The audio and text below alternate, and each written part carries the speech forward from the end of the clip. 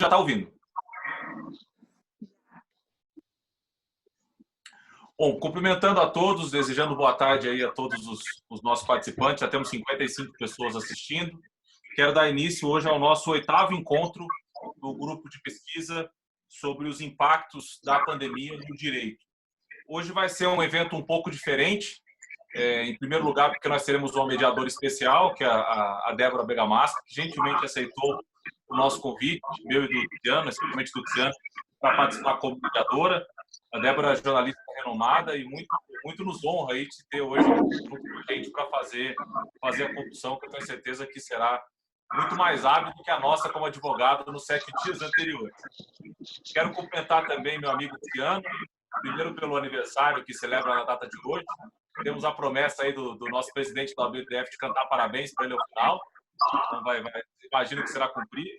E também quero cumprimentar nosso presidente da OAB aqui do Distrito Federal, o Delinho, e além de um grande amigo, a pessoa que também muito admiro.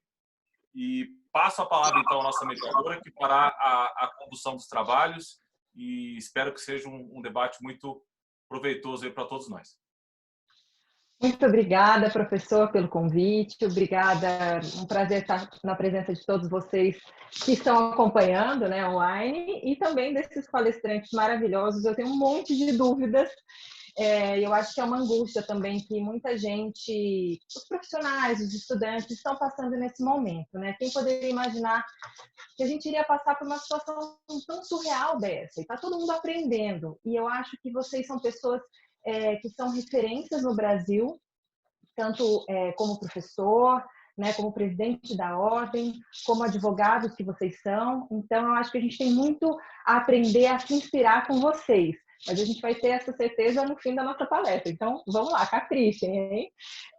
A gente vai conversar hoje sobre questões práticas. O que mudou no jeito de trabalhar e também de receber, né, dos advogados diante da pandemia do Covid-19. Quais são as principais dificuldades, o medo da demissão, os desafios e as soluções encontradas até agora para o mercado advocatício? E a minha primeira pergunta, eu quero entender como é que vai funcionar uma notícia muito importante que a gente teve ontem. A Caixa de Assistência, e essa pergunta vai para o presidente da Ordem, Dr. Délio Lins e Silva Júnior. Doutor Délio, a Caixa de Assistência dos Advogados do Distrito Federal anunciou ontem um pacote de medidas para ajudar advogados que forem diagnosticados com o Covid-19. Queria saber, na prática, como é que vai funcionar esse auxílio?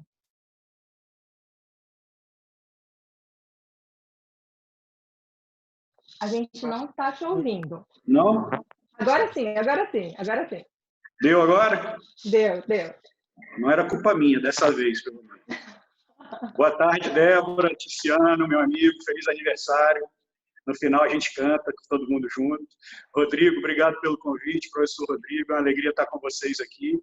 E é uma alegria estar principalmente com os 50 aí do outro lado, que eu não vejo o número, não vejo as caras, é tudo muito diferente agora, né, Rodrigo? E a gente aos poucos vai... 60, aí. Então, os 60 colegas advogados, advogadas, estudantes de todos os semestres, não sei se necessariamente do IDP ou de fora também, mas, enfim, eu quero cumprimentar todos vocês da mesma forma. Infelizmente, a gente não pode pessoalmente se ver ou dar um abraço, mas que possamos utilizar essa ferramenta aqui para, pelo menos, aproximar um pouco. E você já começou me perguntando dos auxílios que a Ordem anunciou ontem, né, Débora? Eu vou voltar um pouquinho para responder a sua pergunta, porque é uma preocupação que nós temos tido, e aí eu não digo só desse período de pandemia, mas desde sempre, né? Desde o ano passado, desde o início da gestão, que esse ano participa dela, acompanha bem de perto, a gente tem tido uma preocupação muito grande com possibilitar a advocacia que tenha o mínimo de custo possível em relação ao OAB. Né? Então, isso, o que eu quero dizer com isso? A primeira medida que nós tomamos, no 1º de janeiro do ano passado, foi reduzir a anuidade dos primeiros 5 anos de inscrição. Então, hoje, os advogados do Distrito Federal até 5 anos de inscrição têm a anuidade mais barata do Brasil. Né? O advogado hoje entra na ordem, e muitos de vocês aí, estudantes que estão chegando nessa fase, vão entrar pagando R$200. Isso, para alguns estados por aí, parece uma heresia. Mas eu estou falando isso porque, para dar o exemplo, que a nossa preocupação aqui sempre foi tentar minimizar os efeitos principalmente nas fases que as pessoas têm, que teoricamente são as mais difíceis, né? É a advocacia jovem, agora é a pandemia. Então, ao longo desse período, nós temos tomado várias medidas nesse tipo. Essa foi a primeira. Conseguimos, enfim, a Caixa de Assistência tem 1.000 convênios, convênios com bancos, possibilitamos, junto ao Banco do Brasil e junto ao BRB, que os advogados usem pontos do cartão de crédito para diminuir, ter descontos, ou às vezes, até dependendo do gasto, pagar toda a anuidade, né? Então, nós temos nessa linha se preocupado muito. E esse pacote, vamos chamar assim, lançado ontem, ele é parte disso, né? Em relação especificamente à pandemia, o Conselho Federal lançou, ainda não está com os critérios definidos, mas ele lançou um fundo de apoio à advocacia, que essa semana provavelmente tem alguma definição sobre os critérios objetivos, como é que vai funcionar esse fundo.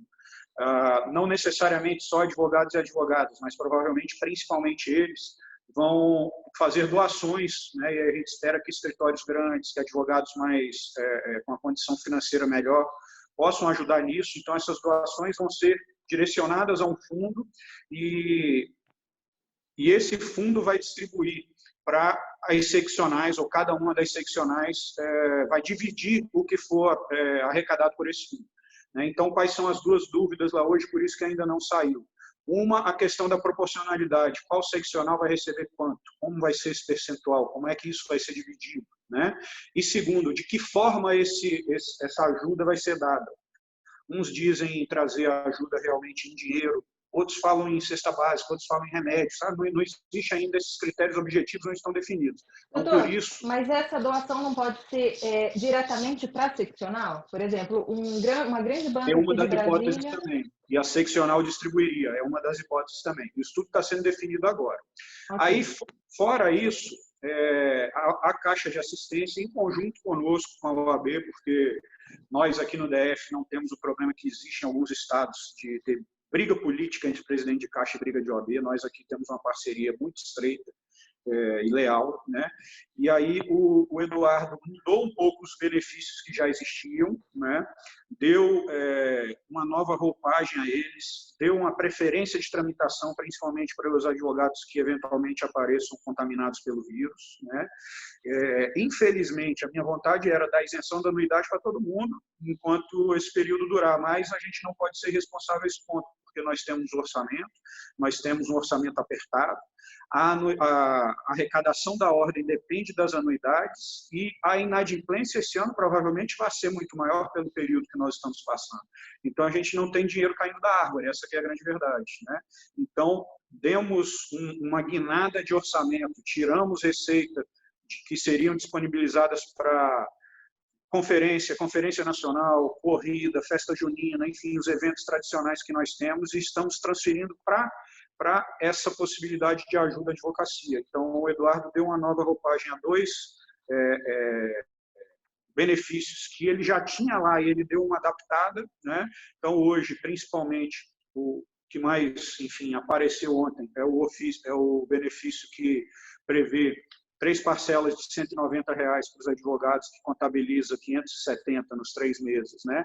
É mais ou menos o valor que o governo federal está oferecendo aí de ajuda, né, para boa parte da população.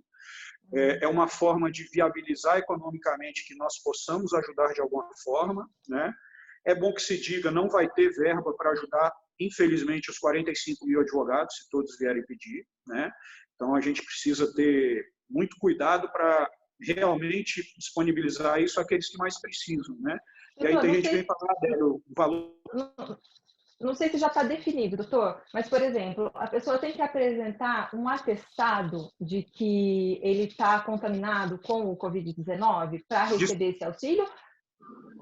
Desculpa, cortou o seu áudio no... Para o advogado receber, na prática, esse auxílio, ele tem que apresentar um exame comprovando que ele se infectou. E outra coisa, só se infectar é o suficiente, ou ele também tem que provar que ele passa por um momento de dificuldade financeira? Os infectados têm que comprovar que estão infectados. Mas os infectados basta mostrar que estão infectados, né? E o outro auxílio independe de estar infectado. O advogado que estiver em dificuldade financeira, né? E, obviamente, eu sei que é muito difícil fazer essa comprovação negativa, né? Mas apresentando ali alguns documentos que mostram que realmente a situação dele financeira é calamitosa, vamos dizer assim, o auxílio vai ser concedido, né? Então, assim, basicamente é isso, essa questão dos auxílios. Maiores informações estão lá no site da OAB, estão lá no site da Caixa de Assistência, né? Então, está lá qualquer tipo de informação à disposição. Nós estamos com teleatendimento lá na ordem, né? Diminuímos durante esse período ao máximo a forma de contato, criamos um portal de serviços, inclusive, então hoje os serviços da OAB podem ser requeridos e obtidos pela internet, não precisa que o advogado vá mais lá, né? Então, além desses canais, eu estou sempre à disposição e sou muito procurado todos os dias pelos colegas diretamente e estou à disposição sempre. Tá certo. Depois eu quero voltar com mais dúvidas sobre iniciativas e discussões que estão acontecendo, que vocês estão capitaneando, né, na OABDF, mas agora eu quero perguntar para o doutor Ticiano, nosso aniversariante do dia, aniversariante da noite, né? Primeiramente, parabéns, doutor Ticiano, pelo seu aniversário. Obrigada por dividir esse dia tão especial com a gente nesse bate-papo, né? E eu gostaria de entender o que mudou na prática, na rotina do escritório de vocês hoje? O que era feito antes e agora que medidas vocês adotaram para se proteger e continuar trabalhando de um modo geral? E qualquer dúvida eu vou perguntando especificamente. Débora, boa tarde. Obrigado pelos votos aí, pelos parabéns. Obrigado por ter aceitado esse convite. Você, sem dúvida alguma, engrandece esse evento. A segunda vez que eu tenho a oportunidade de participar. O Rodrigo está de parabéns aí. Ele está conseguindo dar um giro nesse período de coronavírus. Ele não parou um segundo e está conseguindo botar todo mundo para se movimentar. Aliás, é uma característica nata do nosso querido Rodrigo. Então, parabéns pelo evento, meu querido amigo e presidente Délio. Parabéns pela proposta da Caixa. Você e Eduardo estão fazendo um trabalho brilhante. A gente lá do Conselho Federal veja as outras propostas, outros estados, e a gente vê que o DF realmente está na vanguarda desde o começo da gestão. Na época da campanha falava que era demagogia, que a gente não ia conseguir cumprir. E uma vez conversando agora durante a crise com o Délio, ele falou: cara, jamais imaginei ser presidente e passar por isso que está passando. Ninguém imaginou passar por isso, seja presidente ou não, mas sem dúvida alguma ele está tirando de letra e os advogados aqui do Distrito Federal, ele, Eduardo, o Shoa, estão conseguindo ampará-los de uma forma muito bonita. Bom, eu acho que a questão toda, Débora, eu posso falar posteriormente um pouco mais sobre isso, mas agora eu falo da realidade do escritório, mas reinventar e se adaptar à realidade que a gente tem que viver. Rodrigo, na outra vez que a gente teve um webinário aqui, ele chegou a comentar, eu e ele, a gente já brincou várias vezes que a gente fica bingando a cartela de cartão de fidelidade das empresas aéreas, o tanto que a gente viaja. E ele falou que acha que depois disso, dificilmente ele vai voltar a viajar daquele tanto. Mas a verdade é porque ele vai ser pai também e ele vai ter que ficar mais em casa. Então, vai ser obrigado. Parabéns, professor! Felizmente, é uma alegria, uma bênção. Eu vou ficar muito feliz se eu puder. Exatamente. Mas eu não vejo a menor dúvida de que vai haver uma mudança de comportamento, que a gente vai adaptar o que está sendo feito agora à nova realidade pós-crise. Você veja bem, meu escritório hoje ele tem sede em Brasília e São Paulo, o Rodrigo tem sede em Brasília, São Paulo e Rio. Então, se ele precisasse fazer uma reunião no Rio, ele praticamente perdia o dia com essa reunião, quando muito ele conseguiria atender uma das outras duas cidades. A mesma coisa em relação a gente, precisava fazer uma reunião em São Paulo, quando muito eu conseguiria fazer uma outra em Brasília, ou teria que fazer no Rio e perder a diária em Brasília. Essas videoconferências que a gente tem realizado, as reuniões por vídeo, elas têm se mostrado eficientes. É claro que há uma preocupação com relação ao vazamento de informações. A parte criminal dos escritórios, ela tem uma sensibilidade do que é conversado ali com os clientes, mas ela tem permitido fazer reuniões com Rio de Janeiro, São Paulo, Curitiba, Belo Horizonte, Brasília, Goiânia, num dia só. Então, eu digo até que no começo dessa crise, a nossa curva de trabalho ela foi um aumento comparado ao do coronavírus, porque a gente abraçou regiões que antes a gente precisaria de 1, 2 dias para estar atendendo nas demandas do escritório. Há também um comprometimento dos funcionários, e eu acho que isso é uma coisa muito bonita, principalmente os que estão lá os estagiários, os advogados do escritório. Há um comprometimento deles em não deixar a máquina parar. Então, sejam em razão das causas novas, as novas áreas do escritório, então a parte regulatória, a parte civil, a parte tributária, tem trabalhado numa demanda muito maior do que o período normal para liberação de pagamento de imposto, para liberação de transporte de carga, regulação de remédio para a indústria farmacêutica poder utilizar no combate ao coronavírus. Então, a área está sendo bastante movimentada. E as que não estão, elas estão colocando em dia todo aquele trabalho e numa produção acadêmica incrível. Então, a gente está num ritmo de artigo aí de 2 a 3 por semana. O que não pode é deixar que o escritório pare. Então, é necessário que as pessoas se reinventem, que aqueles que são sozinhos, os escritórios que são menores, que busquem as parcerias, que busquem, de alguma forma, se posicionar. Só não pode ficar parado. Então, que participe do webinar, pode falar. Quando o senhor diz em parcerias, o que isso quer dizer na prática? Olha, eu recebi, como conselheiro federal, a gente tem algumas funções que às vezes dói, mas que mostram o tamanho da sua responsabilidade. Mas eu cheguei a receber demanda de advogados do Norte pedindo para trabalhar na elaboração de peças em troca de cesta básica, para você ver como é que está a crise, que é um negócio assim, de partir o coração mesmo. E quando a gente fala em parcerias, são formas que os escritórios têm de se colocar à disposição. Quem escritório que sabe que o Rodrigo atende bem em Curitiba, entrar em contato com o Rodrigo, se colocar à disposição para fazer alguma demanda presencial que seja necessária. Escritório que sabe que a gente atende bem no Nordeste.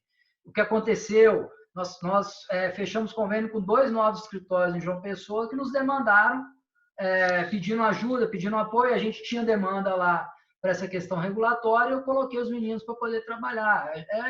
É tudo uma questão de se colocar à disposição do mercado.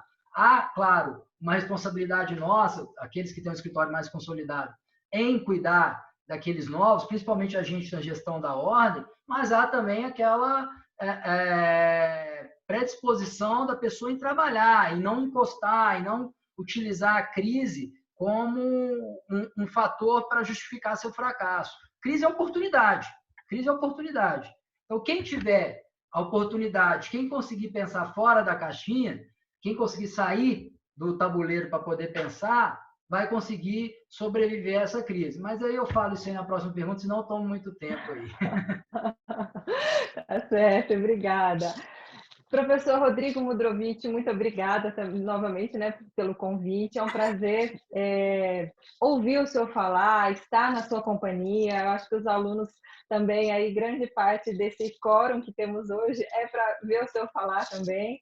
E o senhor, como, né, professor, eu quero falar sobre questões práticas, mas eu gostaria muito de saber, como o senhor é professor de Direito Constitucional, né, eu tenho uma pergunta sobre, eu gostaria de saber que o senhor falasse um pouco, no âmbito dos direitos fundamentais, como eles se conjugam nesse cenário? O que quer dizer? Você tem que ter a questão de subsistência dos profissionais, dos advogados, dos profissionais da área do direito e tantos outros, claro, né? O direito de ir e vir das pessoas restringido pela quarentena. Aí você também tem a obrigação, né, do Estado de proteger a saúde das pessoas, enfim, meio a uma pandemia. Como que o senhor vê aí? Eu queria aproveitar os seus conhecimentos constitucionais. Como é que o senhor vê esse, entre aspas, conflito de princípios? Dá essa aula para a gente. Bom, quero te agradecer, Débora, mais uma vez. É uma alegria. Eu estou vendo pelos feedbacks aqui que a gente recebe no nosso grupo do pessoal dos eventos, todo mundo com inveja aí de mim hoje e dos demais por ter uma mediação tão... Não, sem demérito nenhum dos anteriores, mas é que realmente dá uma dinâmica muito boa para os debates. É uma alegria aqui estar com o Délio, nosso presidente da OAB, estar com o Tiziano. E é muito bom ouvir as iniciativas que eu ouvi sobre... Acho que o papel do AB, eu nunca fui... e não eu tenho o respeito mais profundo possível pela ordem. Infelizmente, nunca consegui me aproximar da maneira como eu gostaria, do dia a dia, mas eu acho que o papel do AB é fundamental nesse momento, né? Então, eu fico muito feliz em ouvir as colocações do Délio e também na parte do Tiziano as dificuldades que realmente a gente percebe que todos os escritórios estão sofrendo e estou à disposição para falar sobre isso depois também, se você achar que é o caso. Tá? Sim, tenho muitas perguntas sobre isso. Só uma coisa que eu acho que é importante falar, eu tenho dito isso para o pessoal, é que por mais que as pessoas fossem responsáveis, sofrer com essa crise não diferencia o responsável do irresponsável, sabe? Eu acho que não tinha muito assim como ninguém se preparar para isso, sabe? Por mais cuidadoso que você fosse, por mais responsável que você fosse, por mais cauteloso, é uma coisa que de fato ninguém tinha como se preparar e naturalmente isso tende a trazer para os nichos muita cooperação e solidariedade, né? Então acho interessante isso que o Tiziano colocou, de fazer parceria com os escritórios do Nordeste. A gente tem feito também, mas enfim, isso eu posso falar um pouco depois. A questão dos direitos fundamentais, o que eu percebo é que essa é a tônica do momento, né? Isso influencia em todos os âmbitos, desde a discussão entre as competências no nosso federalismo, né? Quem que delimita o que pode ser feito e o que não pode ser feito, se é o governador, se é o prefeito, se é o ministro da Saúde, se é a OMS, se é o presidente da República, se é o Supremo, se é o Congresso. O que nós percebemos é que nós temos vários feixes de competência que são separados, mas que, ao mesmo tempo, eles se misturam muito quando a gente percebe o tamanho da nossa Constituição e como ela é ferramenta para que decisões possam ser tomadas por diferentes agentes. Um exemplo que eu queria dar, nós ingressamos na sexta-feira no Supremo, e mais um exemplo de cooperação, eu fiz com mais 3 escritórios, você vê como a gente tem trabalhado junto nessa... Era uma questão que só se fez da noite para o dia, cada escritório fez um pedaço, juntamos 4 escritórios e fizemos, que era a questão da discussão da liberação do FGTS, porque a gente está em um momento de calamidade, né? Não houve ainda a decisão do Supremo, mas o que nós percebemos é que o que acontece é que naturalmente, você vai ter que ter uma teoria jurídica para o tempo da crise e uma teoria jurídica para o tempo da normalidade, né? Eu acho que é necessário que a gente saiba fazer essa diferenciação, ou seja, nem querer traduzir para o tempo da crise as amarras naturais e as liberdades naturais que nós temos em momentos sem turbulência, e nem depois de encerrar essa crise querer trazer todo esse arsenal que nós vamos ter que criar agora para a naturalidade. Então, nós tivemos aqui no primeiro dia do evento uma palestra magna do ministro Bruno Dantas, que foi, acho que, um dos pontos altos aqui do nosso evento, em que ele falou que o papel dos órgãos de controle, por exemplo, tem que ser alterado, ou seja, tem que ser um papel de controle que leve em consideração a contingência da decisão, porque muitas vezes uma decisão rápida que você tem que tomar em questão de horas é melhor do que decisão alguma, mas certamente se você tivesse um mês para tomar essa decisão ou um ano, naturalmente sua decisão ficaria melhor, né?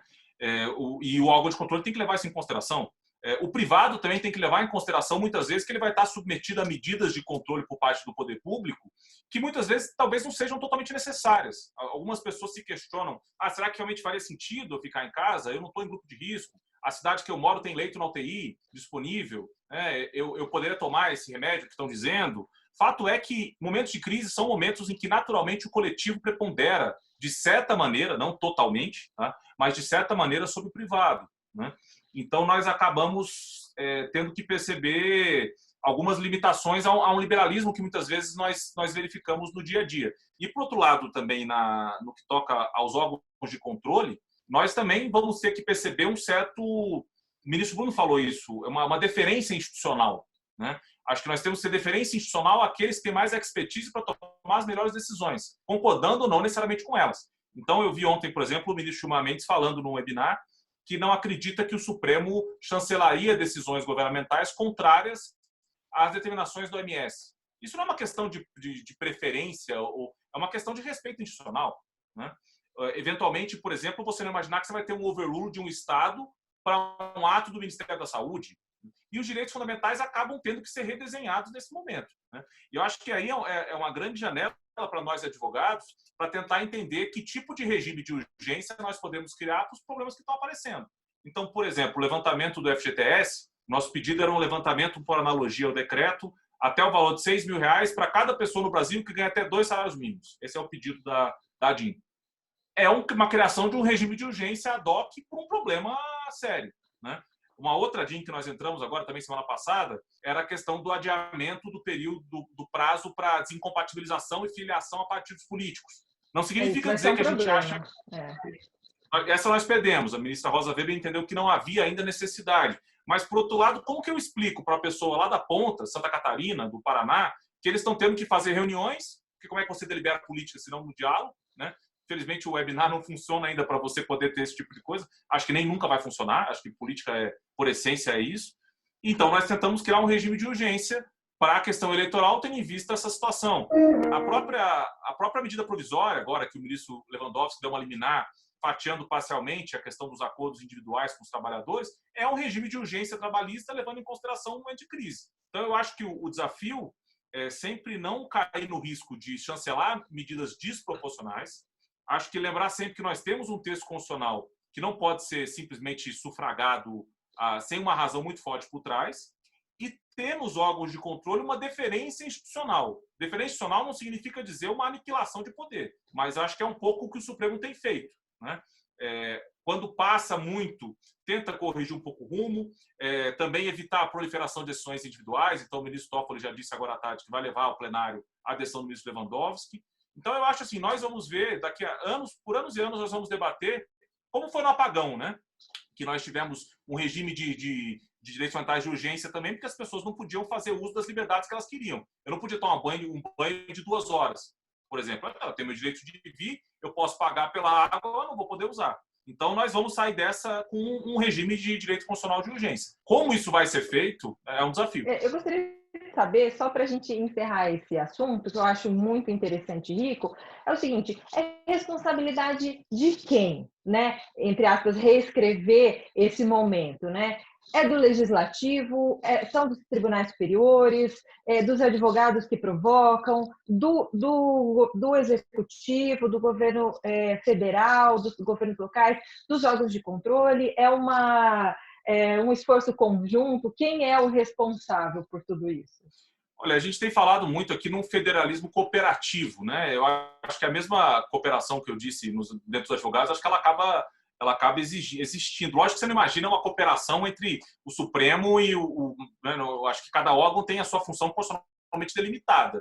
Mas, essencialmente, o órgão clássico para a criação de novos regimes, eu penso que é sempre o Congresso Nacional. Tá?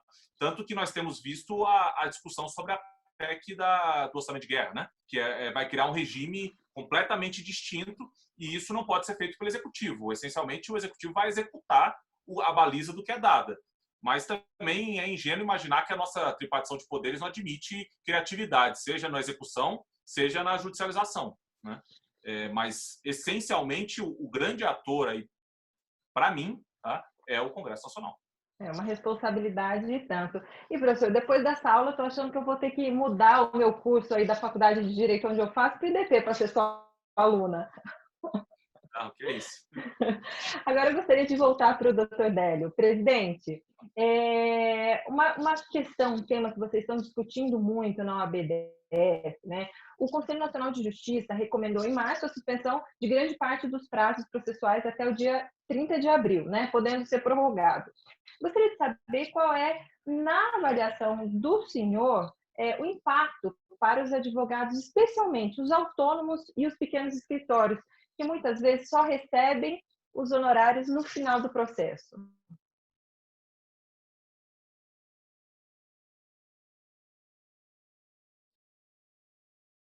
Vamos liberar aqui o microfone do nosso presidente. Eles estavam... Isso, pronto. Não, voltou? Peraí. Aí, pronto, presidente. Pronto.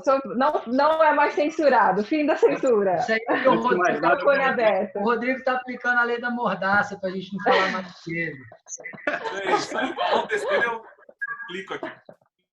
Eu vou querer fazer uma pós-graduação aí no IDP com o Rodrigo também. Ah, legal. É isso. Ô, Débora, essa pergunta que você fez é muito interessante, porque e os que estão mais próximos a mim, assim, no dia a dia ali da OAB, já me ouviram falar isso 500 vezes. Essa é a decisão, não foi? É a decisão mais difícil que a gente tem que tomar todos os dias, porque há algumas semanas começou toda essa, enfim, regime diferenciado que a gente está vivendo agora, né? Não se sabe por quanto tempo ele vai perdurar, não se sabe se ele vai piorar, se ele vai melhorar. Então, assim, é tudo muito incerto, né? Então, a cada dia que passa, nós vamos analisando as demandas que nos chegam e tomando as decisões, né? Obviamente, se os prazos vão voltar a correr ou não vão voltar a correr, se vai ter audiência, se não vai, quem vai decidir não é a ordem, é o CNJ, são os tribunais. Mas nós temos tido um contato muito próximo, tanto o Conselho Federal quanto as OABs seccionais, com todos os tribunais, todos mesmo, e aqui no DF são mais do que os outros estados, porque temos aqui os tribunais superiores também, que a OABDF acaba se metendo, no bom sentido também, auxiliando o Conselho Federal, mas cada dia que passa, nós temos que responder essa sua pergunta para muitas pessoas, né? E não existe, sinceramente, hoje, uma maioria, não existe um dono da verdade, sabe? Eu já coloquei no nosso grupo do Conselho isso a votação 3 vezes, em 2 vezes foi o mesmo resultado, um foi outro, ou seja, as pessoas mudam de opinião também. Coloquei no grupo das subseções, o resultado foi apertadíssimo. No grupo do Colégio de Presidentes das OABs, resultado também apertado. Está tendo uma enquete no Conselho Federal sobre isso. Enfim, todo mundo está lá, pode votar para tentar nos ajudar, inclusive, nessa decisão, né? Mas fato é, todos os dias eu recebo mensagens, alguns dizendo, Délio, pelo amor de Deus, a OAB tem que brigar para os prazos voltarem a correr, porque os escritórios estão parados, os alvarás não saem, os processos não andam. Como tem a mesma quantidade de pessoas vindo a mim dizendo, Délio, a gente tem que manter suspenso esses prazos, a OAB tem que atuar junto ao CNJ para manter suspenso, porque agora eu estou em casa, estou com meus 3 filhos em casa, a escola agora é online, é por videoconferência, eu tenho que cozinhar, eu tenho que fazer isso, eu tenho que fazer aquilo, né? Isso de jovens, de homens, de mulheres, de mais experientes, de menos experientes, de mais ricos. Sem contar os que estão no grupo de risco, né, presidente? Sem contar, certamente, os que estão no grupo de risco. Tem aqueles que, infelizmente, não têm as ferramentas para atuar em casa, não tem um computador, não tem um computador que se adeque, ou não sabe mexer em PJE, sabe?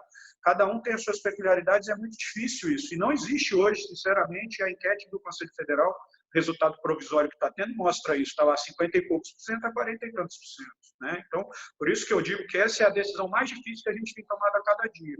Mas, até o final de abril, eu tenho certeza que o CNJ não vai mexer, ele vai manter todos os prazos suspensos. Ao final de abril, ele vai reanalisar, inclusive com a nossa participação. Agora, durante esse período, nós temos tentado e conseguido, junto aos tribunais, medidas paliativas, vamos dizer assim, que reduza o radicalismo de um lado ou outro. Não é nem tudo parado, nem tudo andando. Né? Conseguimos, eu estava falando agora, com a vice-presidente do TJ, antes de entrar aqui com vocês, com ela e a coordenadora do Sejus. Então, já conta as novidades para a gente, então. Vou contar agora. Então, o Sejus, que já está realizando audiências de conciliação com a participação da OAB em fase de teste, né? Ela me falou que tem sido muito produtivos os testes, a coordenadora do Sejus. A audiência como? Virtual? As audiências de conciliação por videoconferência. Eles estão entrando em contato com as partes. Olha, vocês concordam em fazer audiência por videoconferência? Conciliação, só conciliação, tá? E as partes concordando, eles fazem. Então, no Sejus, que juizados especiais cíveis, que hoje as audiências de conciliação estão todas no Sejus, vão ser realizadas também. Pedimos isso junto ao TRT, então as audiências inaugurais e as audiências de Sejus, que da Justiça do Trabalho, a tendência é que passem a ser realizadas assim também. Pedir na Justiça Federal, em primeiro grau também, embora lá o volume seja muito menor e dependa também da participação da AGU, da União, então nem sempre a gente tem, pelo menos de uma forma tão fácil, a boa vontade que as partes privadas têm. Né? Então, a gente está tentando isso tudo. Os alvarás, foi uma luta nos primeiros dias, principalmente.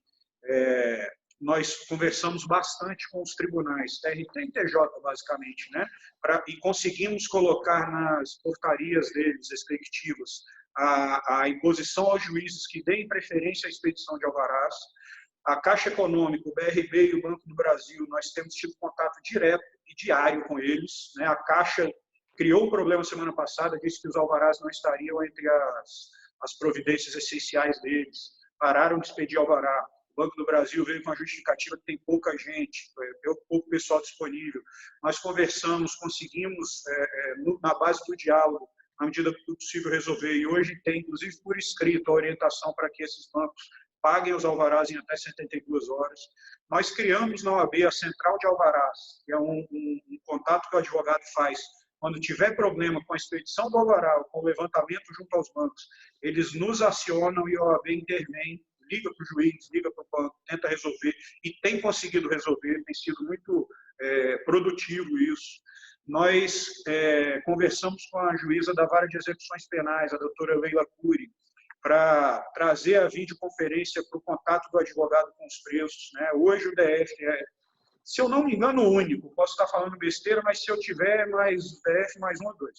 É o único estado que os advogados ainda estão conseguindo ter contato físico com os presos, né? Isso se dá a um diálogo diário e cansativo que nós temos tido com todas as autoridades do sistema. Para quê? Para manter assim? Para manter os atendimentos dos advogados, obviamente com todos os cuidados, com a diminuição de horário, com a diminuição de quantidade de atendimentos, para evitar que as pessoas se cruzem, né? Porque dentro dos presídios aqui, o contato do advogado com o preso físico ele não existe, né? Então, nós colocamos álcool gel nos presídios, para que os advogados entrem e possam fazer sua higiene, sente ali no parlatório com o preso do outro lado do vidro, sabe? Agora, de uns dias para cá, encontraram 2 agentes penitenciários contaminados, né? 3, esse ano está mostrando aí 3. Alguns dos prédios têm muitos presos em situação de risco, né? Então, a gente tem dia a dia, até em consenso com a CESIP, aceitado que eles fechem uma ou outra unidade que está mais debilitada, que está mais problemática, né?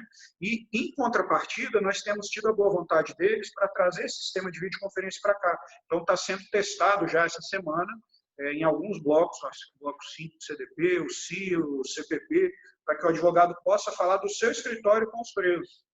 Aí você vai me dizer, pô, mas será que dá para confiar nesse contato eletrônico? Eu não confio, como eu não confio no interfone que tem hoje dentro do presídio, sabe? Então, a gente tem que saber usar as coisas e entender as necessidades para avançar em certos pontos, né? Eu tenho certeza que esse contato por videoconferência que a gente está testando agora vai ser muito útil para o advogado que tem lá, o preso dele foi preso, ele precisa conversar com ele sobre o processo, uma coisa não tão sensível. Ele não precisa ir lá, ele vai poder falar de videoconferência. Eu tenho certeza que isso vai servir para o nosso futuro, sabe? Fato é, as relações humanas vão mudar, né? Estão mudando. Essa reunião aqui é um exemplo disso. Estou falando, não sei com quantas pessoas agora, se aumentou, se diminuiu, olhando só para 3 aqui na minha tela, né? É estranho, é muito esquisito, né? Principalmente para nós que somos acostumados a fazer a sustentação ali oral, olhando no olho do juiz, olhando no olho do desembargador, os gestos dizem muito, né? Mas em momentos como esse, a gente tem que trabalhar com o que pode. Mas o que a gente pode hoje, em algumas situações, pode servir de válvula de escape para uma melhora, né? O Tiziano falou aí muito bem, eu anotei a frase dele aqui, crise e oportunidade. É isso, a gente tem que tratar esse período sem medo, né? Agora, principalmente que as coisas já, não digo que se acalmaram, mas pelo menos a gente já sabe melhor onde está pisando, né? A gente tem que encarar novas possibilidades que podem vir desse período, né?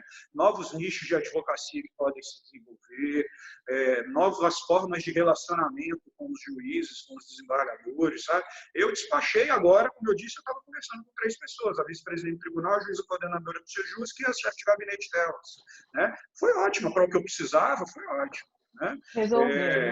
Pode ser que isso sirva no futuro para o advogado despachar com o juiz, despachar com o desembargador, despachar um processo fora da sua cidade, sabe? O medo que eu tenho aí primeiro, os juízes gostarem de não receber advogado, os servidores gostarem de não receber advogado, isso a gente tem que tomar muito cuidado, né?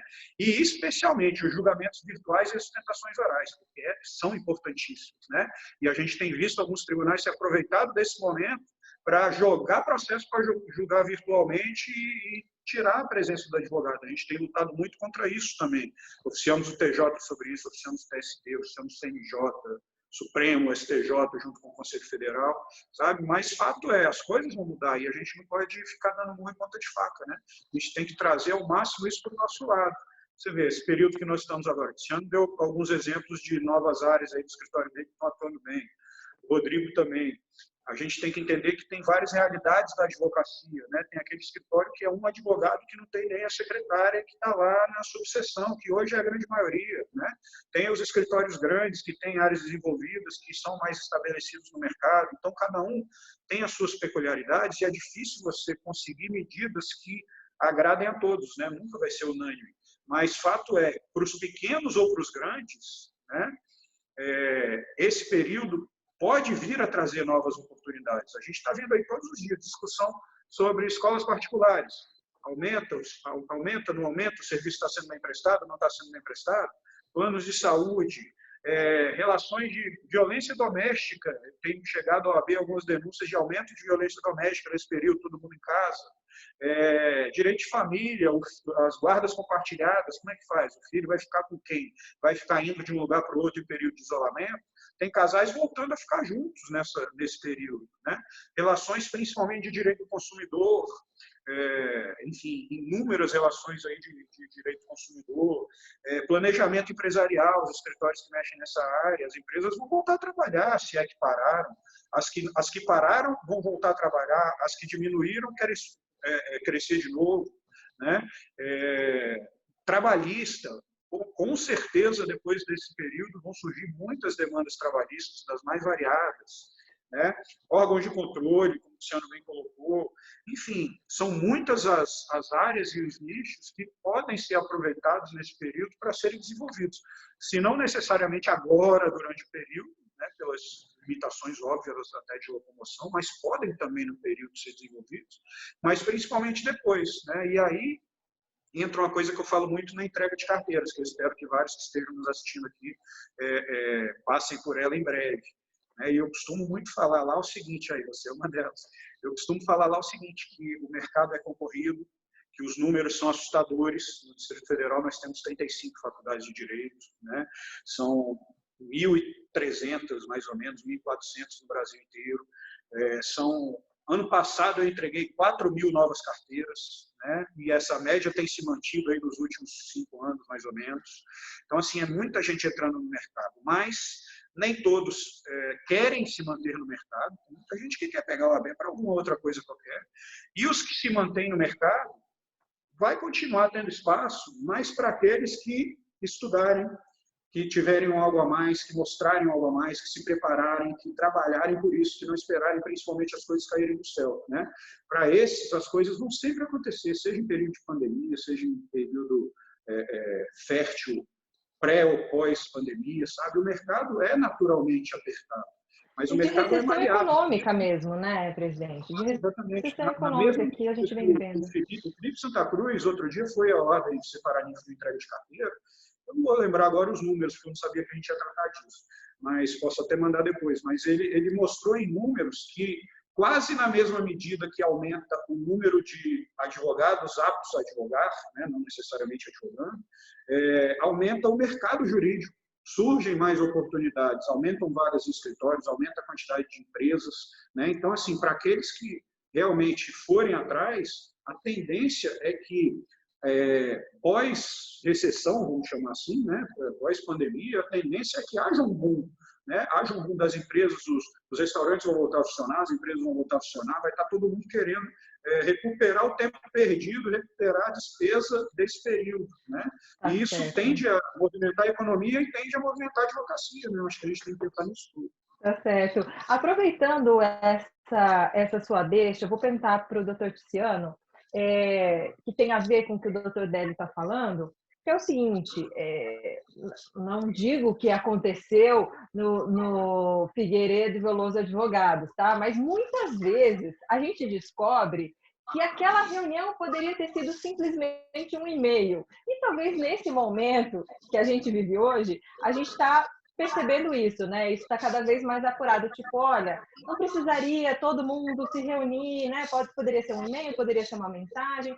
Então, eu gostaria de saber, e até uma das perguntas, né, dos nossos espectadores aqui, é isso. Qual vai ser o legado? O que veio agora, doutor Tiziano, o que veio e vai ficar?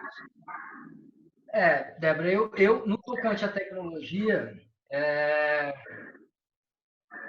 eu lembro quando o PJE processo virou eletrônico, que houve resistência por parte de magistrados, por parte de advogados, mas era um trem que estava passando e não ia descarrilar. Você tinha que saber entrar nesse trem e andar nele.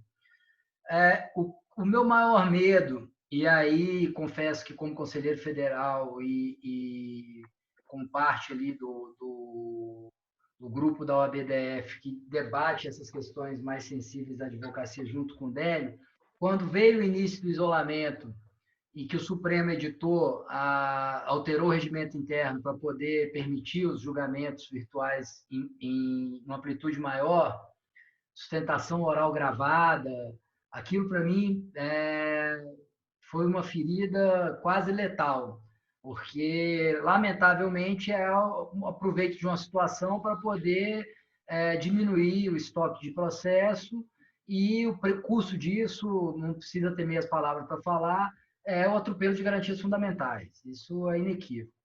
Mas, por outro lado, já é uma realidade. Eu não tenho a menor dúvida que na volta desse caos a gente não vai ter mais aquela tranquilidade e facilidade para sustentações orais presenciais como a gente sempre quis. Infelizmente, mas como é que vai ser na prática, então, o senhor acha? Eu só espero que os tribunais consigam encontrar uma fórmula para isso que realmente não seja a de redução de número de processo por número apenas, mas uma efetiva prestação jurisdicional. É muito fácil bater meta de CNJ limpando trilho. Agora, o difícil é fazer isso com respeito às garantias dos advogados e do jurisdicionado que está submetido a um julgamento e terá a sua vida decidida por um clique no mouse e um assessor que acompanhe com mais ou menos atenção algum julgamento, uma sustentação oral. Doutor Tiziano, mas me fala uma coisa, assim, em termos práticos, né, que é muito interessante isso que o senhor falou. Por que uma sustentação virtual ou gravada ou ao vivo pela internet, por que ela fere as garantias, né? Por que ela, digamos assim, atrapalha o processo? Então, eu queria que o senhor falasse resumidamente, assim, na prática, o conceito disso, só para a gente explanar, que eu acho interessante. É muito fácil você ter uma sustentação gravada. Eu venho aqui para o meu escritório, gravo uma sustentação, mando por um e-mail. Eu não sei se um assessor, um estagiário, um terceirizado que vai assistir, mas ainda que seja o ministro, um desembargador, mas, de repente, durante aquele julgamento, alguma coisa... A sustentação oral, Débora, ela não existe para o advogado justificar os honorários dele. Isso é uma distorção que os tribunais e o Ministério Público incutiu na cabeça da sociedade de uma forma cruel com a advocacia e com garantias fundamentais. A sustentação oral ela existe principalmente quando a gente fala de um volume excessivo de processo para chamar a atenção para um determinado ponto que pode ter e provavelmente terá passado batido por um magistrado que julga 70, 80 liminares por dia, por exemplo. Então, a sustentação oral ela existe porque você tem 15 minutos para chamar. Por isso que eu sou contra, por exemplo, o advogado que lê uma sustentação oral da tribuna. Aí esse sim está fazendo para justificar os honorários dele. Ainda que o advogado faça uma má sustentação, ele tem que fazer chamando atenção para os pontos principais. Eu, por exemplo, particularmente, é difícil que eu gaste os 15 minutos que me dão na tribuna, porque eu faço uma sustentação praticamente com bullet point. E parto dali para você conseguir virar, às vezes, o voto do próprio relator que retira o processo de pauta de mesa para poder repensar o voto. Se você tira essa oportunidade do advogado numa sustentação oral gravada, você está tirando o jurisdicionado da prestação jurisdicional.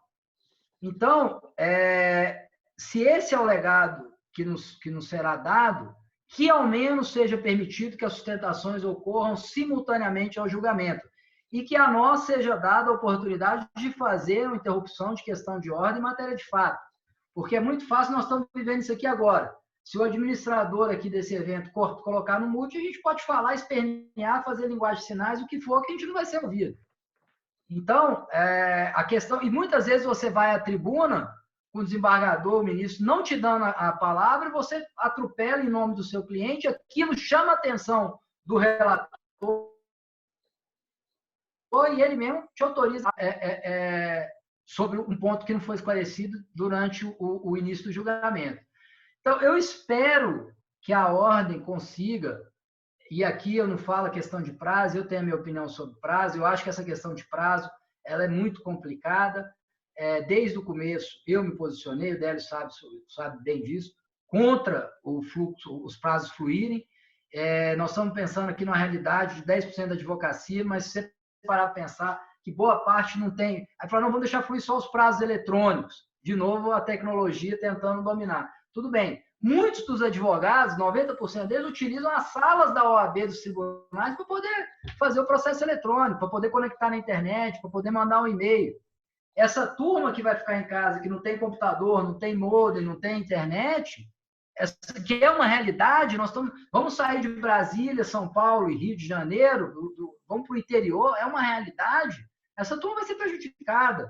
Isso fora a demanda que eu recebi, como presidente da Comissão Nacional de Legislação, eu recebi uma demanda enorme de advogadas e advogados que ficariam em casa com os filhos e como teriam que colocar os funcionários de casa em quarentena, teriam que dar atenção aos filhos e, ao mesmo tempo, trabalhar. Então, a pessoa que é sozinha fazer isso é desumano também que se cobre dessa pessoa. Quando você tem um casal, tudo bem, você consegue revezar. Mas essas questões que os tribunais têm que pensar e não tirar o proveito desse caos, dessa desgraça que está acontecendo. Mas eu tenho certeza que passou-se um pouquinho da pandemia, algumas coisas já se adequaram, as sustentações já foram permitidas que sejam realizadas simultaneamente. Os tribunais, de uma forma geral, estão retirando de pauta aqueles processos que você faz questão de fazer a sustentação oral presencialmente. Tem um outro ponto que é importante, Débora. Por exemplo, eu e o Rodrigo, que a gente tem um escritório aqui e fora de Brasília, mas a gente, às vezes, tem que fazer uma demanda no TRF5 do Nordeste. Você quer estar presencialmente com o desembargador, os que compõem o quórum, para entregar o memorial. Esse seu despacho presencial com o desembargador, ele chama atenção também para um ponto. E ele anota, e quando você vai ao julgamento e ele está com a sua pasta do seu escritório em mãos, aquilo te dá uma satisfação, porque você vê que seu trabalho está sendo reconhecido naquele ponto, que o direito está sendo bem julgado. Quanto ao trabalho interno do escritório, muitas vezes eu acho que aí vai haver uma reeducação dos próprios clientes, porque muitas vezes eles que exigem a presença dos sócios principais ou de algum advogado físico em reuniões que você poderia tranquilamente fazer dessa forma aqui.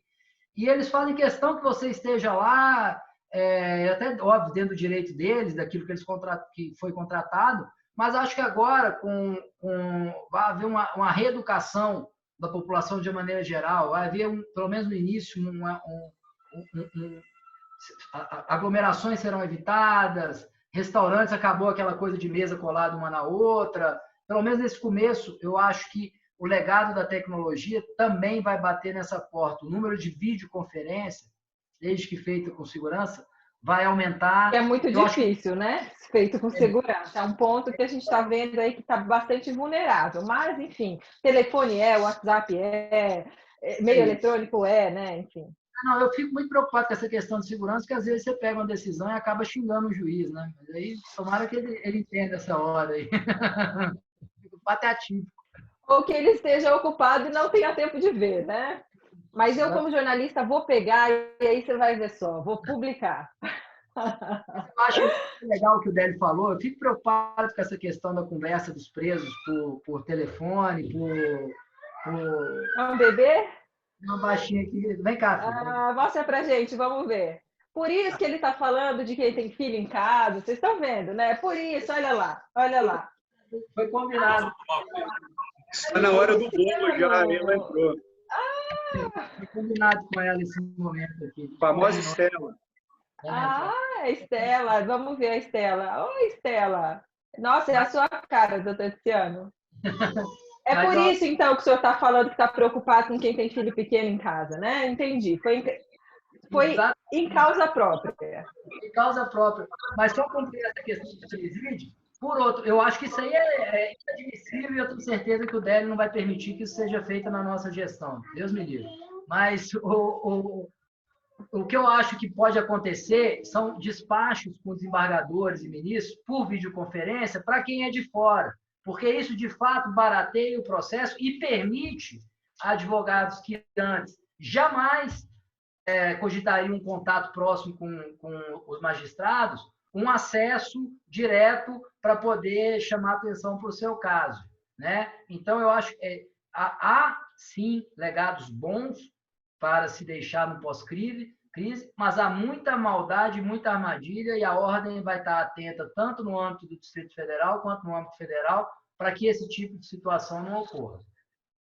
Tá certo, muito obrigada. Doutor Rodrigo, eu queria saber na você me prática... permite só fazer uma complementação, um minutinho em relação ao... Claro. Ah, pronto. Eu vou pegar a minha, hein? Oi, garotão, como você chama? Como você chama? Tá terminando? Tá acabando, meu bem. Tá terminando. Eu posso mexer nisso? Pode. Já Só o acabando, seguinte, já são 6 horas, daqui a pouquinho a gente encerra, mas tá uma delícia. Daqui a pouco eu vou buscar minha bebê, hein, gente? Só complementando o que o Cristiano estava falando. Eu acho o sistema do TRF, por exemplo, um nosso aqui, atende. Porque o TRF1 aqui tem a sessão, está lá os desembargadores fisicamente, o advogado, nosso TRF tem, salvo engano, 15 estados, né, Rodrigo? Não sei, 14, 13 estados. E os advogados, muitas vezes, não podem vir fazer a sustentação. Então, eles fazem de lá pela videoconferência. É uma facilidade. Mas os magistrados estão ali assistindo na hora. Então, ele pode levantar uma questão de ordem, como o Cristiano falou. Né? Ele não fica isolado do julgamento. Né? Esse é um bom sistema. Para você colocar em julgamento virtual, sem a participação do advogado, com sustentação oral gravada, isso é ridículo. Isso é ridículo. A gente já, enfim, está brigando muito contra isso, porque nem o estagiário vai ouvir. Com todo respeito aos estagiários, mas estagiários. Pois é, muito do nosso público hoje é estagiário, hein, presidente? Exatamente. Mas ninguém vai ouvir isso, essa é a grande verdade. Né? Então, assim, a gente tem que tomar muito cuidado e lutar contra isso. Né? Tá certo. Não, perfeito. Muito obrigada por essa complementação que enriqueceu. Diga, doutor Cristiano. A RF5 também faz isso, essa oportunidade dessa sustentação oral eletrônica aí.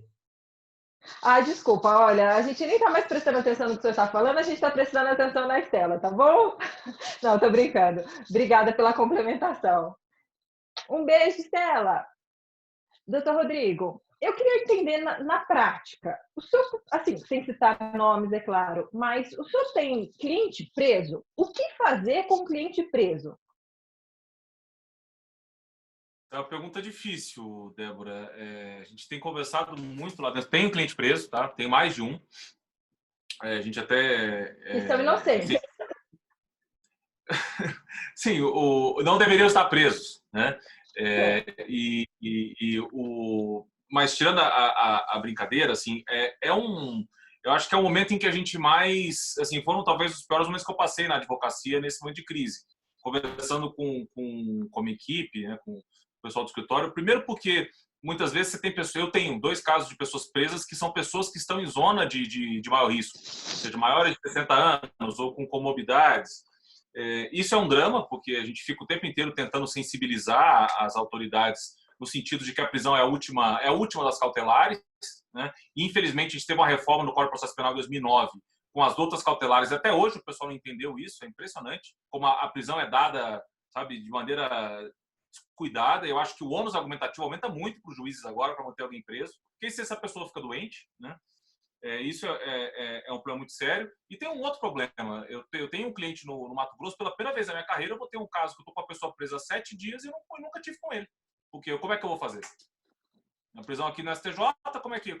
Daí até conversei com ele sobre esse caso. Sabe como é que você faz? Né? Como é que você explica para a pessoa? Né?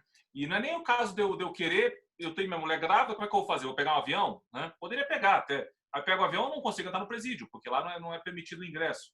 Então, eu tenho visto que o STJ está cada vez mais sensível à questão das prisões, tem decisões seguidas, uma decisão muito importante do ministro Sebastião, agora nós tivemos uma decisão muito importante do ministro Sanseverino para a pensão alimentícia, por exemplo. Não estou defendendo quem não paga a pensão alimentícia, jamais faria isso, mas não é o caso de manter essas pessoas presas agora, sabe? Essa é até uma questão, professor, da Ananda Batista, nossa, que está assistindo a gente. Ela pergunta justamente isso. Vocês estão conectados aí. Como ficarão as ordens de prisão nos casos de alimentos, visto que há uma crise econômica, a taxa de desemprego aumentando e, portanto, haverá aumento na inadimplência das obrigações? É uma pergunta interessante, é isso que você está colocando. Não é uma área que eu trabalho muito, tá? Então, assim, eu talvez não seja a pessoa mais qualificada a responder, mas o que eu sei é que a jurisprudência exige a demonstração da impossibilidade em concreto, né? Então, para você justificar o inadimplemento, você teria que mostrar que a pessoa primeiro tinha condição de adimplir. E isso fica mais grave agora, né? Mas o que eu estava dizendo é que você manter alguém preso agora, você tem que ter uma razão muito grande para isso. E o que acaba acontecendo é que você não só expõe ela à condição de saúde, mas você impossibilita o exercício de direito de defesa. Eu estou em um cliente preso que eu não conheço, né? E eu vou ter que fazer agora uma resposta à acusação de uma denúncia que foi feita hoje pela PGR, uma pessoa que eu não conheço, né? E me fala assim, como a gente está falando do trabalho do advogado, né, hoje, nesse nosso painel, por que é importante o advogado conhecer pessoalmente, pelo menos ter um contato pessoalmente com o cliente? O que isso muda na prática, no trabalho do advogado? Eu acho que muda essencialmente para a pessoa, né? Você poder olhar para o seu advogado, né? É uma das relações mais humanas que existem, né? A fidúcia tem que estar presente no extremo, né? Então, até para ele poder compreender o que está acontecendo, entender quais são as estratégias, tem que ter um rosto a rosto ali, né? Para além disso, como em qualquer tema penal, sempre há questões de estratégia que você precisa conversar com o seu cliente, né? Então, enfim, é um problema sério, sabe? Fico feliz tomara que todos os presidentes da OAB tivessem a postura que o nosso está tendo aqui em Brasília para que, eu sei que também não é culpa deles, também não vou ficar culpando os outros, mas, enfim, é um problema que a gente está passando. Eu tenho um preso na Paraíba e um preso no Mato Grosso que eu não tenho conseguido visitar.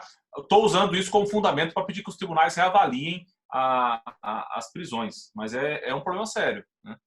E eu só não quero também só criticar, eu acho que o STJ tem tomado boas decisões, tá? Não só o STJ, nós vimos, por exemplo, até em Curitiba, nós vimos que é tão difícil soltar alguém em Curitiba, né? Até em Curitiba, muito mérito dos advogados também, mas até Curitiba começou a soltar gente, né? Até no Rio de Janeiro também, que é um juiz que eu acho que não conhece ali a regra de prisão. Sim, indireta aí, né? Ou seja, até Curitiba, não tirando os méritos do advogado aí. Não, que é isso? Estou elogiando. Estou dizendo assim que... Tem dois dessa causa aqui. Estou elogiando, você fiz um elogio. Eu estou dizendo assim que mostra o tanto que né, sem demérito algum dos advogados, mas como tem que ser reavaliado, né? Então, até o juiz do Rio de Janeiro pela primeira vez resolveu soltar gente, né? Que não é porque a soltura geralmente é binária, né? Eu te prendo, você faz colaboração, eu te solto. Então, até isso está acontecendo. Enfim, eu acho que realmente as prisões têm que ser reavaliadas. O STJ tem feito isso, mas ainda persiste um contingente prisional que eu acho que é exagerado para o momento. E só um último ponto, a gente teve um artigo essa semana do ministro da Justiça, que eu até respondi junto com o professor Ademar Borges, que ele chegou a falar que a gente está impregnado de um soltura vírus, né? Que eu achei uma coisa assim completamente desumana, né? Enfim, sorte que os ministros dos tribunais superiores não estão pensando na mesma linha, estão levando em consideração a realidade, estão aplicando às pessoas o remédio proporcional. Mas você acha que isso foi um posicionamento político ou realmente de cabeça de magistrado? Olha, é um texto jurídico, escrito com argumentos jurídicos, aparentemente se presta a um código jurídico. Se há algo político ali ou não, aí eu não sei, não sou eu que vou saber fazer essa leitura. Tá certo. Bom, a gente agora são 6h12, pelo menos no meu relógio. A gente já está caminhando para o fim, então eu gostaria de pedir para os participantes fazerem as considerações finais, dar alguns minutinhos para vocês, que eu estou vendo que os filhos querem jantar, está todo mundo querendo jantar. Não, mas esse papo muito rico. Então, eu gostaria de começar pelo nosso presidente. É isso, né, doutor Rodrigo? Podemos caminhar, né, para as considerações finais? pelo horário que a gente combinou. Se eu puder, só ao final, só apresentar a mesa de amanhã, e aí a gente... Com certeza. Não, aí o senhor faz o encerramento. Então, presidente, gostaria que o senhor fizesse as considerações finais, né, para esse nosso painel que fala das dificuldades, né, da crise, de como isso afeta o mercado para os advogados, estagiários, estudantes, as pessoas da área do direito. A gente vai só liberar o microfone do presidente. Espera só um pouquinho. Pronto, vamos lá. Liberando. Alô, alô? Pode falar um pouquinho? Isso, pronto, agora foi. Primeiro, eu vou voltar lá na sua primeira pergunta para dar mais 2 dados que passaram batido. Nessa questão do pacote que a Caixa de Assistência lançou ontem, nós conseguimos viabilizar R$500 mil inicialmente para essa ajuda à advocacia, né? R$500 milhão. Uau. Nós conseguimos aí arrancar de todo lado no nosso orçamento para poder beneficiar da melhor forma possível, né? Quem mais está precisando. Isso é boa, parabéns pelo trabalho. Isso fora do que ainda vem do fundo do Conselho Federal, né?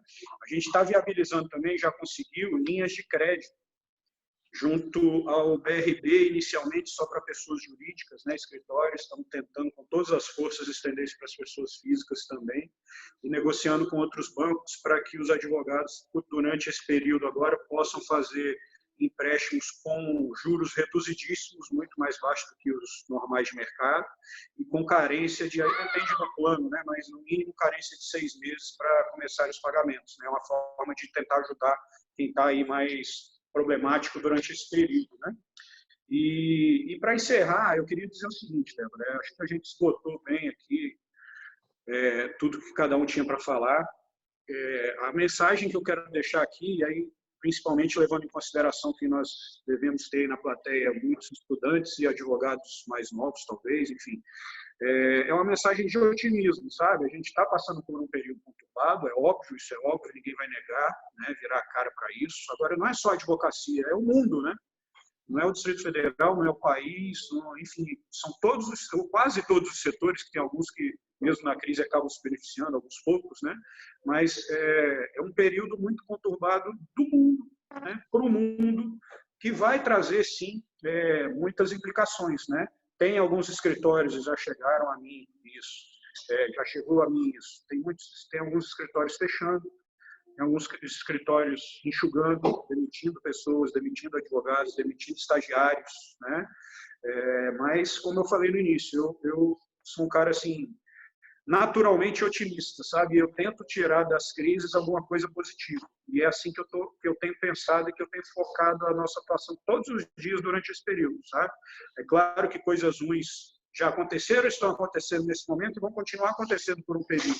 Mas que isso nos sirva, pelo menos, para tirar algo de bom, tirar algo de positivo e aprender, né? Acima de tudo, aprender, refletir, mudar as nossas relações. Vocês falaram aí nas reuniões de pessoas em vários lugares, reunião que poderia ter sido feita por um e-mail. Eu me lembrei de uma aqui que eu vou contar rapidamente. Uma sexta-feira, um colega nosso advoga comigo em um processo aqui e um colega de Goiânia.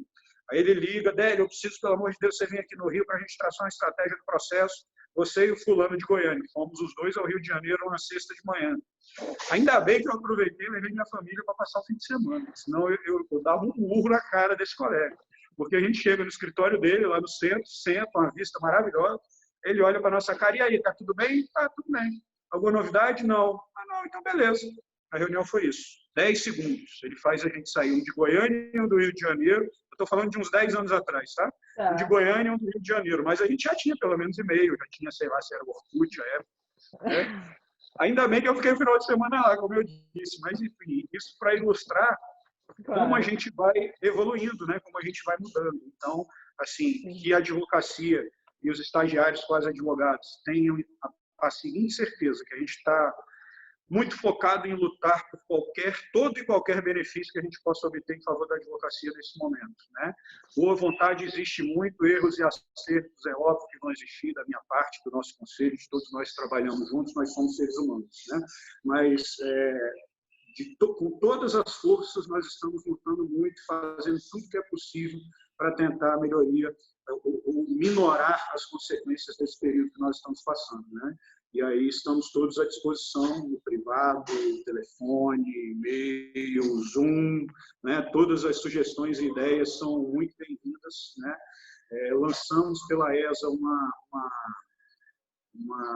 sessão de lives. Então, todas as segundas, quartas e sextas, a Escola Superior da Advocacia tem oferecido lives sobre os cursos, os temas mais procurados na Escola da Advocacia, né? Nós, às terças e quintas, temos feito lives mais institucionais, vamos dizer assim, né? Com pautas mais parecidas com essa até que a gente tratou aqui hoje, né? Estamos desenvolvendo cursos EAD, enfim. Criamos um portal de serviços que, por incrível que pareça, até um mês atrás, para qualquer serviço do OAB, você tinha que ir lá pessoalmente. A gente está trabalhando nisso há 1 ano e antecipamos um pouco o lançamento. Veio em boa hora, né? Veio em ótima hora, né? Pegamos os nossos eventos do ano, vamos cancelar todos, todo e qualquer recurso que a gente puder disponibilizar para, de alguma forma, ajudar a advocacia, principalmente em questões concretas que possam dar um auxílio, não só nesse período, como pós, né? Porque, como eu disse, alguns escritórios estão fechando e enxugando. Muitos advogados vão precisar do apoio das salas do advogado de uma forma até mais efetiva quando acabar esse período. Então, a gente está trabalhando nisso tudo, né? Então, eu queria passar essa mensagem de tranquilidade dentro do possível em relação à ordem que estamos fazendo e de otimismo dentro do possível em relação ao que vem aí depois, né? Vocês falaram aí algumas frases, eu vou mais para a nordestina, né? Para mim, depois da seca vem a bonança. Então,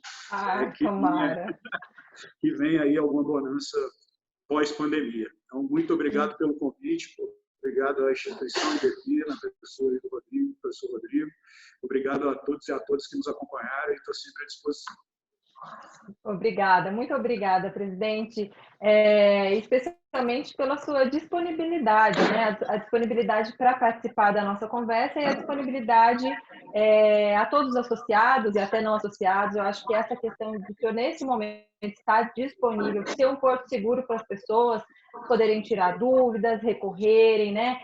Levar as suas lamentações, dificuldades, ideias. Então, acho que essa sua disponibilidade é uma coisa muito generosa e rica, então a gente só tem a agradecer que o DF tenha essa representação. Doutor Tiziano, então gostaria que agora o senhor deixasse as palavras finais aqui para a gente. Bom, eu parabenizo de novo o Rodrigo aí pela organização do evento que ele tem feito esses dias. Foi, para mim, especialmente, a gente começou brincando com a questão do aniversário, mas foi muito caloroso, foi uma forma de receber o carinho humano de cada um. Hoje a gente dá um valor enorme. Eu tive um cliente uma vez que ele virou para mim, ele ficou 20 dias preso, e ele virou para mim e falou assim: o que eu mais sentia falta lá dentro da prisão era de contato, porque você não tem contato. A mãe dele era até advogada, ele ia para visitá-lo. Aí ele fala: pô, minha mãe ali na frente não tem contato, você acorda de manhã, você não fica abraçando o cara, pô, tá todo mundo ali preso. Então, e a gente está sentindo nessa domiciliar que nos foi imposta pelo coronavírus, que não foi pelo governo, não foi pelo presidente, foi pelo corona, e nossa responsabilidade social. A gente está sentindo um pouco disso, né? A saudade que dá o contato, o abraço. E eu acho que a gente precisa olhar para frente, ter admiração por aqueles que estão se dispondo a enfrentar esse momento. Claro, toda a equipe médica, os profissionais da saúde, eles merecem nosso respeito, nossa admiração, mas tem aqueles que vestem preto, que vestem terno, que estão aí também lutando por direitos, por garantias. Como o Délio falou, que eu não esperava passar por isso na minha gestão, ninguém esperava passar por isso na vida, mas mesmo assim todo mundo botou a roupa, botou a gravata e caiu na rua, e eles estão pensando em soluções para minimizar. Nós vamos sentir esse impacto, o Brasil provavelmente vai viver um período de pobreza, mas a gente já mostrou que o povo brasileiro é resiliente, e a gente tem que fazer com que essa característica venha à tona. Então, é hora de quem tem escritório. O escritório de advocacia ele costuma operar muito alavancado. Alavancado é quando você opera contando com dinheiro futuro, vamos dizer assim, dentro da advocacia, né? Vou fazer uma metáfora aí bem grosseira. E vai servir para as pessoas repensarem esse modelo. Acho que aqueles que estão começando, encarar o seu escritório como uma empresa mesmo, não é Não é nada diferente de uma empresa. Ela presta um serviço, ela é contratada para isso, ela tem funcionários, ela tem gestor, ela tem que ter planejamento. Então, está na hora das pessoas saírem um pouco dos livros do direito, ler um pouco de livro de finança. O legado dessa crise, ele vai depender de você. Eu tenho, em todas as palestras que eu tenho feito nesse período, deixado a mensagem de otimismo, de que você é capaz, você só depende de você mesmo para sair bem dessa crise. Claro, há que se preservar, há que ter um cuidado com a saúde, mas para todos aqueles que realmente quiserem, para todos aqueles que buscarem seu espaço, aqueles que precisam, há sim um caminho de ajuda, há sim um caminho de esforço. Nós vamos ter que atravessar isso junto. Depois da seca vem a bonança, depois da tormenta vem o mar calmo, e depois vai vir outra tormenta, depois vai vir outra seca, e a gente vai ter agora aprendido que o ser humano ele é frágil a ponto de um ser microscópico te impedir de gerar uma economia tão fácil de visualizar, que é vista a quilômetros de distância. Eu só acho que as pessoas não podem sucumbir e era bom dar um tempo esse excesso de especialistas que a gente está tendo em WhatsApp, em rede social. Hoje todo mundo entende de coronavírus, há tempos atrás todo mundo entendia de Lava Jato, pouco depois todo mundo opinava na composição do Supremo. Antes do coronavírus, todo mundo tinha uma opinião de quem era o melhor ministro para substituir o ministro Celso de Mello, depois o ministro Marco Aurélio. Está na hora das pessoas focarem naquilo que elas entendem mesmo e parar de opinião. Esse caos, ele só vai ser criado na medida que a gente quiser criar. Eu recomendo que cada um dos estudantes que estão olhando olhem para os profissionais que estão falando e não os tenha como heróis. Eu li um livro uma vez do Alan Dershowitz, que participou foi um dos advogados que participou do julgamento do O.J. Simpson, e o livro em inglês que chama Letters to a Young Lawyer, são cartas para um jovem advogado. E a primeira coisa que ele começa falando para os advogados, para não ter heróis, não tem heróis. Então, esses estudantes que estão nos ouvindo, que estão participando de outras palestras, eles podem até se inspirar nos palestrantes, naqueles advogados que eles trabalham com eles, naqueles que querem ser no futuro, mas jamais os tenham como heróis, porque eles podem falhar, e às vezes não por querer, falham por circunstâncias. E essa falha pode ser uma frustração que você vai projetar em si mesmo. Então, isso serve também com os nossos governantes, com os nossos ministros. Não depositem a capa de herói naqueles que estão à frente dessa luta. Depositem a capa da admiração. São essas pessoas que estão se colocando à disposição para enfrentar essa crise. Não são heróis. São personalidades dispostas, tão humanas quanto você, a enfrentar isso tudo. Te agradeço, parabenizar pela minha nora que nasceu, né? Sua filha, Débora, nasceu em janeiro, perto do Pietro. Então, te parabenizar aí. Muito obrigada. 2 meses, quase 3 meses, né? Dia 4 de janeiro, né? 3 meses amanhã, já está aqui. Amanhã, ela faz dia 3 meses, dia 8. Então, te parabenizo aí também por estar aqui conosco. Cuida bem dela, o Pietro está bem cuidado aqui também, tá? Quando a Estela nasceu, o Delinho me mandou uma foto do Paulo José rindo e falando assim, cara do Paulo José, quando ficou sabendo que a Estela nasceu. Eu quase enforquei no telefone. Mas então, receba o meu abraço carinhoso. Rodrigo, você também, Télio, meu querido presidente, e todos os estudantes. Vamos em frente.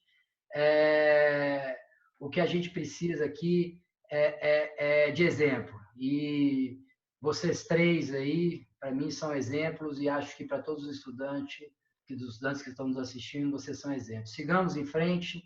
Uma homenagem ao meu querido professor Luiz Flávio Gomes, que nos deixou. Avante, avante. Um beijo em todos.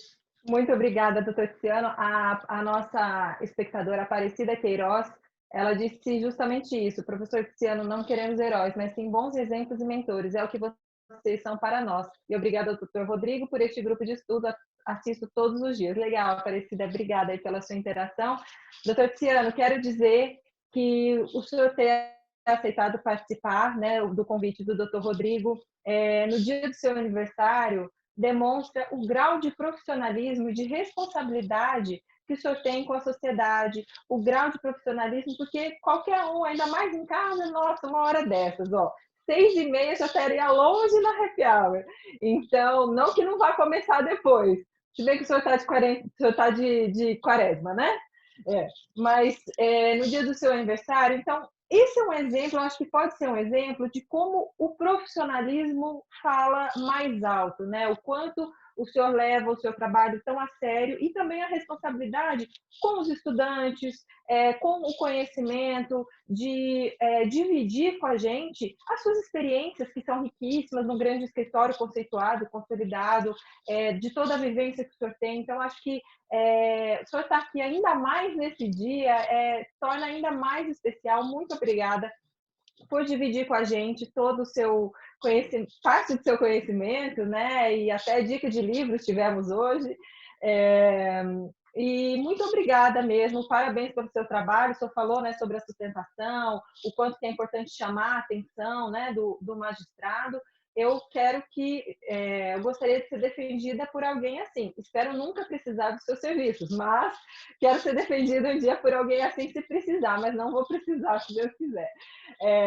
Muito obrigada, então, e depois um bom fim de aniversário para o senhor. Muito obrigada e que consiga passar bem por essa fase toda. E parabéns pelo Pietro, que nasceu, né, recentemente, e pela Estela também, pela família linda. Obrigada. Doutor Rodrigo, é com o senhor.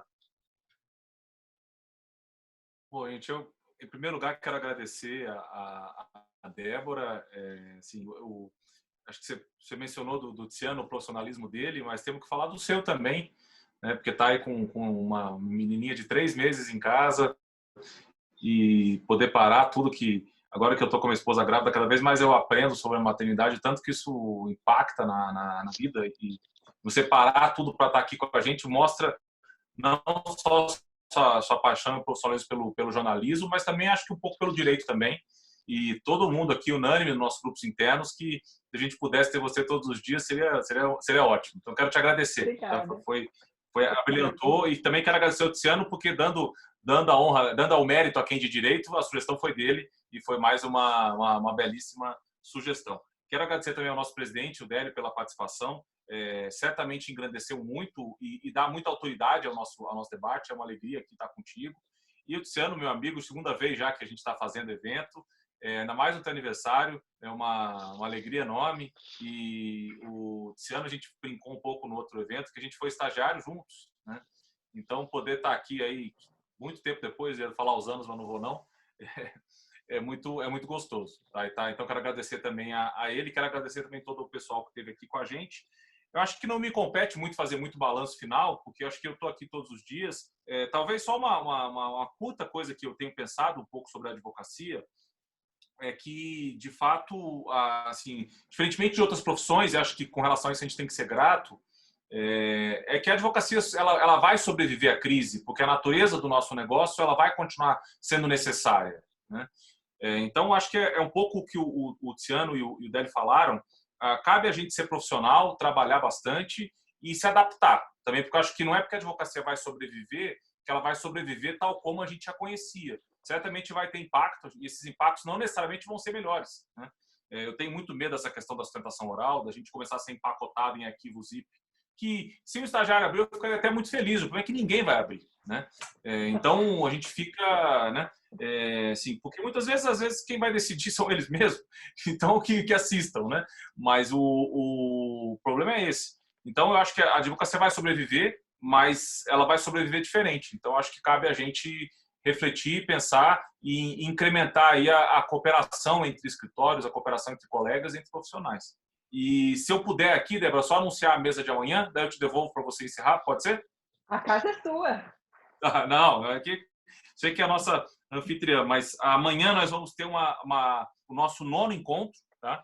Sobre a tutela das liberdades. Vai ser mediado pelo Felipe Carvalho, que é professor aqui do IDP, com a participação do professor Alau Leite, do Fábio Tofi, que é um advogado. Todos eles dispensam a apresentação, tá? o Rodrigo de Grandes, que é procurador da República, e o professor da USP, Gustavo Badaró. Além disso, a professora Carolina Costa Ferreira, que é professora tanto do IDP como do CEUB. Acho que vai ser um dia de debates muito interessante, amanhã às 5 horas da tarde. E agradecendo mais uma vez. Débora, e só também anunciar aqui que eu e o Rodrigo estaremos fazendo um debate na OABDF, que o presidente Deli nos convidou. Ainda não definiu a data, mas sobre um tema legal que ainda não foi muito abordado, mas é a relação dos 3 poderes em meio ao coronavírus, né? Então, a gente vai se atrever a falar um pouquinho além do direito aí. Estamos só esperando o Délio confirmar junto ao pessoal da ESA, mas deve ser na quinta ou na outra terça-feira. E também dizer quero saber qual que é o canal que a gente manda pergunta, porque esse eu vou querer instigar, vou mandar perguntas para vocês para instigar mesmo.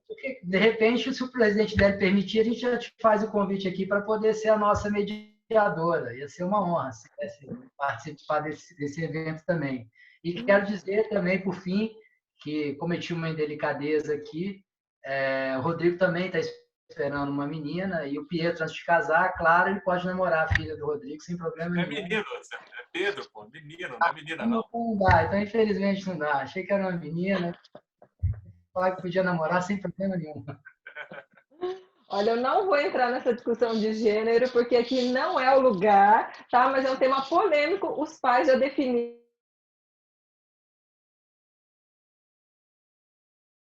Não, bom, gente. Eu não falei nada, eu só falei que é menino, falei só isso.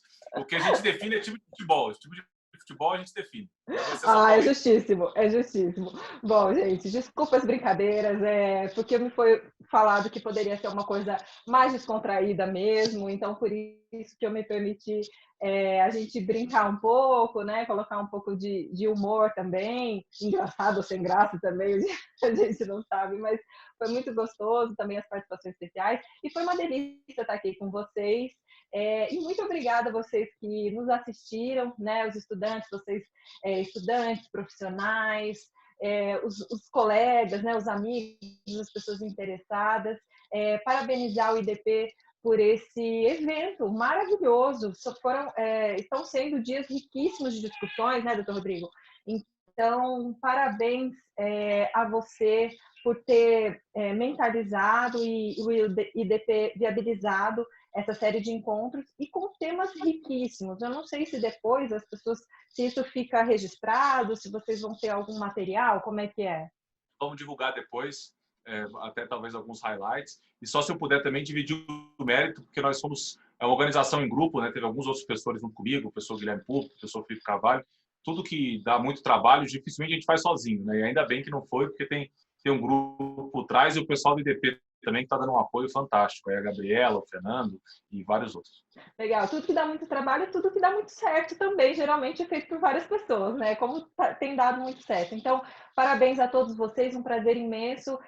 Muito obrigada pelo convite, obrigada por vocês que nos assistiram. E se mantenham online também, né? Porque o IDP está com várias iniciativas, né? Tem até meditação online, a Gabriela me falou. Então, fiquem ligados, eu acho que é muito interessante. Não é hora de desconectar. A gente já passou o carnaval, né? A gente não está em férias.